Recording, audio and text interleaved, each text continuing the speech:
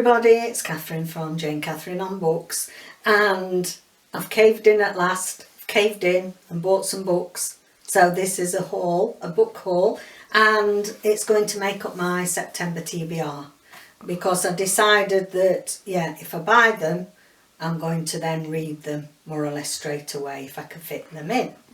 And also I think with, you know, reading from my shelves, I've got through loads of books, but it's also made me look at things I don't really want to read anymore, or books that I'm not interested in anymore, or authors I'm not interested in anymore. So it's been worth doing that exercise really for that.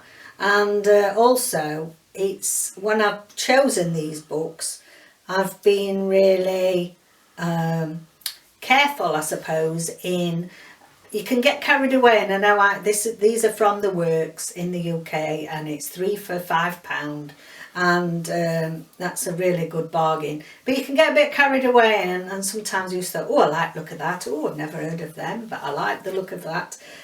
Whereas I've been stricter in the books that I've chosen. I've not gone too mad, and yeah, hopefully that I've chosen well. So without further ado, here we go. This is the book haul, and these will be books that these will be. See, can't talk already. These are the books that I'm going to try and read in September. So the first one is Sarah Morgan that I've not read. This is Family for Beginners, and if you've been here a while, you'll know that I like Sarah Morgan. She usually brings out a Christmas read every year, which I've read the last 2 years, and then one or two books in between. Trying to see when this came out. Oh, it's actually hot off the press. It's a 2020. So it's a family drama. So Sarah Morgan is very good at writing family dramas, and I love a good family drama, contemporary family drama. And it says, when Flora falls in love with Jack, suddenly she's not only handling a very cranky teenager, but she's also living in the shadow of Jack's perfect, immortalised wife, Becca. Every summer, Becca and Jack would holiday with Becca's oldest friends, and Jack wants to continue the tradition. So now Flora must face a summer trying to live up to Becca's memory, with not only Jack's daughter looking on, but with Becca's best friends judging her every move. I can't think of anything worse than trying to live up to somebody that's been there before. So I'm looking forward to that one, and I'm sure it'll be very good. I don't think I've ever given her a less than a 4 for her.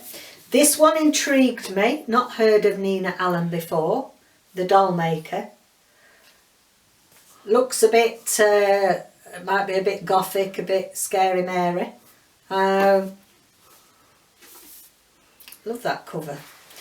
And what is this one? She's written quite a few actually. She's written quite a few books. Last year, 2019. So the dollmakers aren't afraid to make dolls that aren't comforting. They know that dolls are people, just like us. Stitch by Perfect Stitch, Andrew Garvey makes exquisite dolls in the finest antique style. Like him, they are diminutive, but with surprising depths. Perhaps that's why he answers the enigmatic pen pal ad in his collector's magazine. Letter by letter, Bramber Winters reveals, see, another one of them funny names, Bramber Winters reveals more of her strange life. Oh, it's a female Bramber. In an institution on Bodmin Moor, and the terrible events that put her there as a child. Andrew knows what it is to be trapped, so he weaves a curious plan to rescue her. When Andrew and Bramber meet at last, they will have a choice, to remain alone or to break free and, unlike their dolls, come to life. So I'm really interested in that for several reasons. As you know, I adored The Key by Catherine Hughes, and that was based on an institution when people were sent to old mental institutions for very little reason really. And yeah, I'm wondering if it's going to have a bit of a magical realism feel to it mixed in with some very real stuff from the asylum. So I'm looking forward to that, the Dollmaker. Next, now I love Katherine Woodfine for middle grade. Now I've suddenly thought, didn't realise till I got it, but I bet this is a series because it says Taylor and Rose, Secret Agents, Peril in Paris. So I bet I'm at about book 10 or something ridiculous. Now you see, I loved her ones, the Clockwork Sparrow and the Jewelled Moth. I loved that series. So I'm wondering if this is a new one from her, or perhaps it is.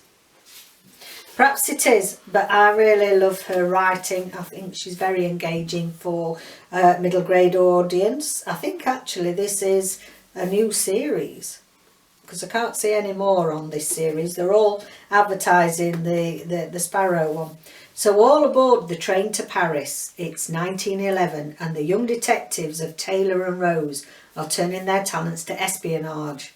On a case for the mysterious Secret Service Bureau, the daring Miss Sophie Taylor and Miss Lillian Rose must leave London for the boulevards and the grand hotels of Paris. But danger lurks beneath the bright lights of the city, and intrigue and murder lie in store. As aeroplanes soar in the skies overhead, our heroines will need to put all their spy skills to the test to face the peril that awaits them. Ah, yes, it says here, join Sophie and Lil on their first secret agent adventure. So I've looked in there. I've got the very first one. I've not my usual trick of getting book 7 or 8 when I haven't read any of them before. So let's see what this new series is like. I love the Sinclair Mysteries that she did last. Pretty cover. So a bit of middle grade thrown in. Then I've got Summer in Provence, Lucy Coleman. I'm sure most people have heard of Lucy Coleman. And usually women's fiction. Sometimes a bit chick lit. Very well written though. Holly Martin has written Lucy Coleman's stories are the perfect tonic when life is a little grey. So when married couple Fern and Aidan have a windfall, their reactions could not be more different. While Fern is content to pay off their mortgage before starting her family, her husband is set on travelling the world. Fern's not much of a backpacker, so instead the idea of a marriage gap year takes shape, and as Aidan heads off to the wilds of Australia, Fern chooses the more restful Chateau de Vernon in Provence for her year out. Well, that seems a bit... We'll see what that's like. I love France, love anything to do with Provence. Sounds a bit odd. You win a load of money on the lottery. He goes one way and she goes another. That sounds a bit strange to me. Why not enjoy your money together? Makes you wonder, if this marriage is going to survive that. But we'll see. We'll see. Next, The House Share by Kate Helm. Now then, not heard of Kate Helm before. 7 housemates, 7 lies. Would you join? Now, let's have a look at this, see if there's any blurb that's going to help us about this author.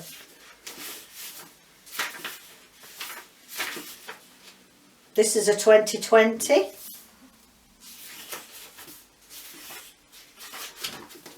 So, not sure if she's written, she's written The Secrets You Hide, so she has written something else.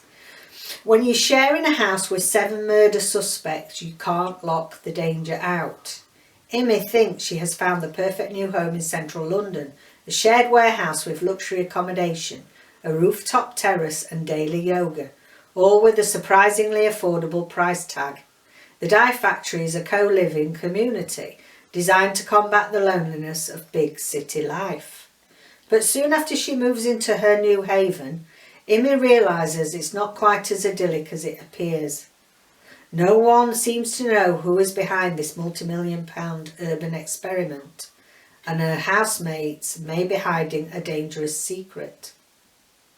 Then, as a series of pranks escalates into something much darker, Imi is left questioning whether in this group of strangers she can ever really feel safe. Oh, I'm excited for that. That sounds really really good, right up my street, bit creepy, and yeah, wonder what's going on. I wonder if there's a murder or two in there, something strange going on.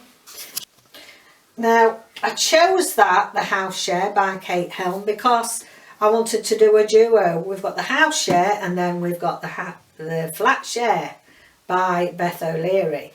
And yeah, I'm late to the party with this. Everybody's loved the Flat Share. I'm in the process of reading The Switch, which is her second book, and I'm about halfway through that. I need to get a wiggle on with that and get that finished really before the end of August, so I better get on with it, haven't I?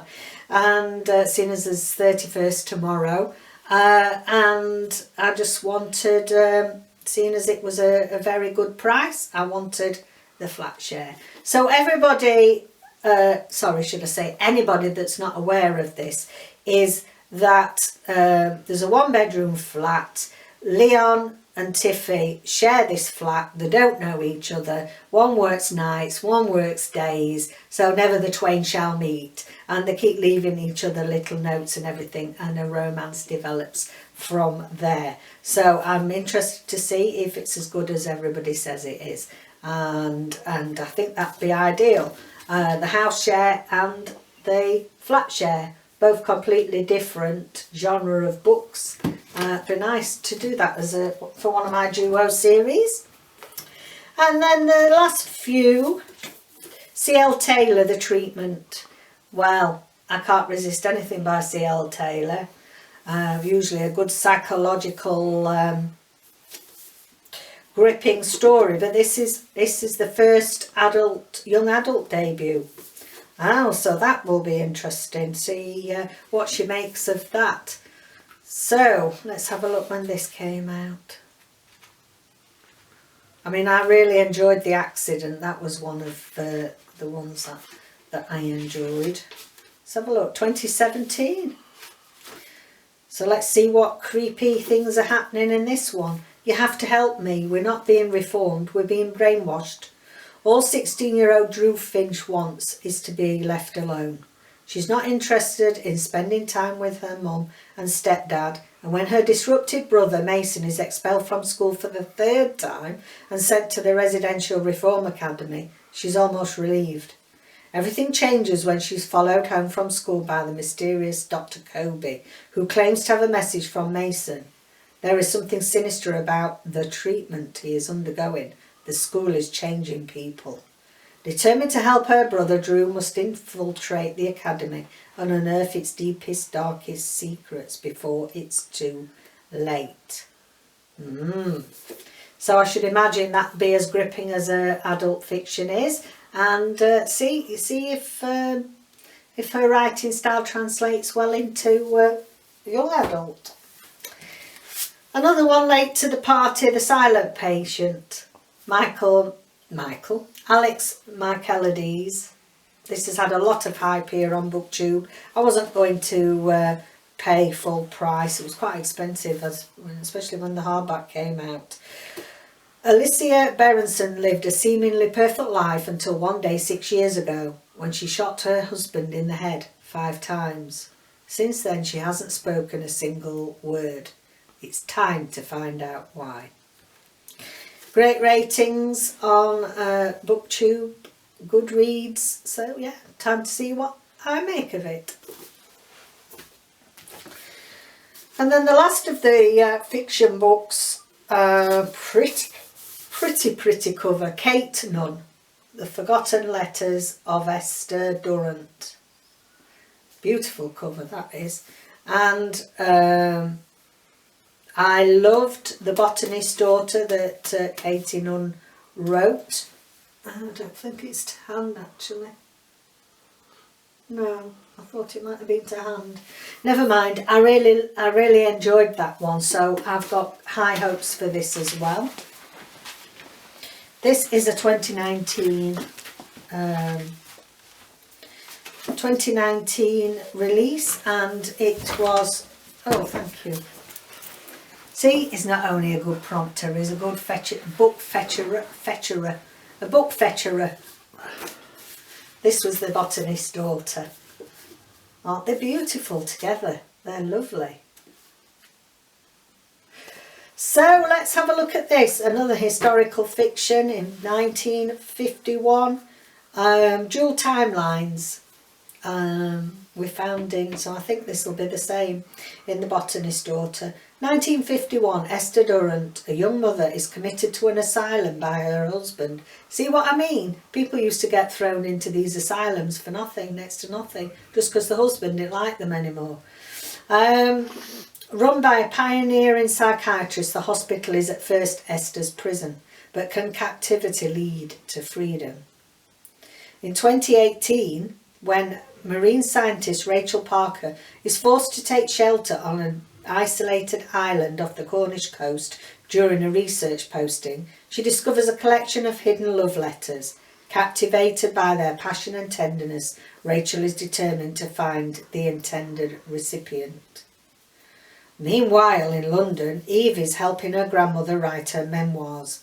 When she is contacted by Rachel, it sets in motion a chain of events that threaten to reveal secrets kept hidden for more than 60 years. So again, sounds a little bit similar to The Key by Catherine Hughes. So yes, I'm definitely excited. Definitely excited. I can't decide what I want to read first, and I think this is why it's been good to have been reading from my shelves. And to be honest, it's starting to make me slumpy and not fancy reading, which is awful to somebody that loves books as much as I do. So I thought, oh, blow it. Nobody's saying I can't, nobody's saying I can't go and have a little treat. And it's sort of got me all excited again, because all of these, I just don't know which one to start first, because, I'm excited for all of them. So that's got to be good, I think. And then finally, this is a little non-fiction. I got one, a lovely one that was called Sleep, which was about this size from the works. And that was a lovely little book. And this one is called Pause by Kim Davies. And it says, rebalance and harmonise your life with 50 easy exercises. And I think we've had a long pause, haven't we, with this lockdown. We've certainly all had to have a pause. And I think it's made as many people realise that they need to bring more de-stressing things into their life. They need to bring more mindfulness and enjoy the here and now and the beautiful things that we all take for granted when we're rushing around here, there and everywhere for a busy life. So I'm looking forward to this. There's all sorts of exercises in it, and it says like end of the day ritual, bit of gratitude, and it's got beautiful patterns and things in it. Lovely things to have a doodle. So there we go. That is my book haul. Hope you're as excited as I am to see a book haul, and I'm going to be having a go at those in September. So this forms part of my TBR anyway. Well, not part of it, the full TBR for September. Saves me doing 2 videos, doesn't it? Okay, anyway, thanks for joining me. Don't forget to like and subscribe. Keep safe, everybody. Bye bye for now.